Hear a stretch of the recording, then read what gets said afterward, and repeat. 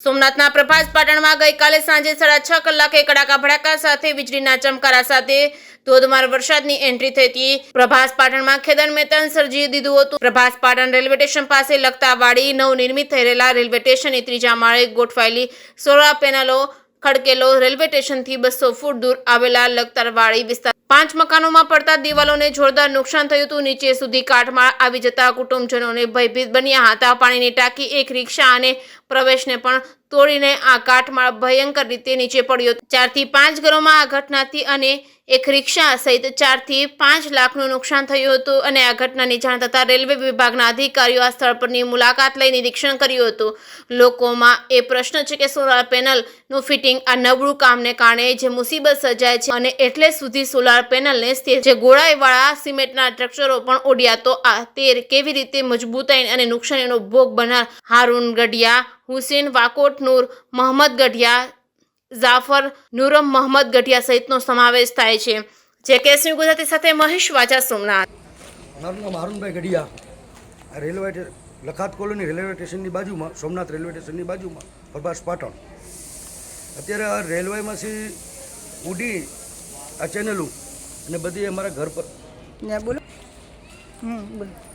રેલવેની કામગીરીના હિસાબે, નબળી કામગીરીના હિસાબે બધી ઉડીને માલ અહીંયા આવેલો છે।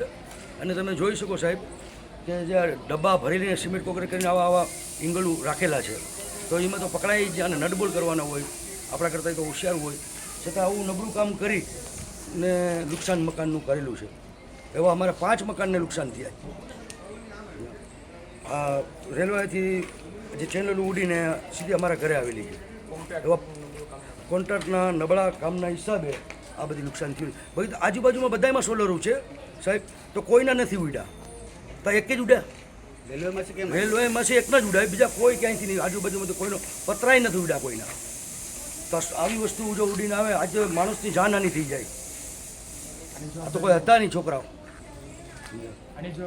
એની જવાબદારી કોણ લે? આ માણસોની જાનહાની થઈ હોત તો બી એક ભાઈને તો પગમાં ક્યાંક લાગી ગયેલું છે, ઈશુભાઈને નોર્મલ લાગેલું છે, વાંધો ન આવ્યો, અને તો લાગ્યું તો ખરું। શું નુકસાન તમારું થયું છે? અમારું નુકસાનમાં આ રવેશ પાડી નાખ્યો, પછી ગરમ પાણીનું સોલાર, પાણીનો ટાંકો આપણે સિલ્ટેક્સનો, અને સીડી રૂમ બાજુમાં, અને ફરતા વંડા રિક્ષામાં, અલ્ટોમાં, એ બધામાં નુકસાન થયું। પછી સામે આ ગઢિયાભાઈના મકાનમાં એ લોકોનો રવેશ પડી ગયો છે। આ હુસેનભાઈના મકાનમાં અંદર સીડી રૂમ પડી ગયો, સીધા એ સીડી રૂમ પડીને સીધો માલ બધું નીચે આવ્યો આ પ્લેટુને, તમે જોયું ને બરોબર? એવું છે, આમાં કોઈ માણસને ન લાગ્યું એટલા ભાગશાળી આપણે।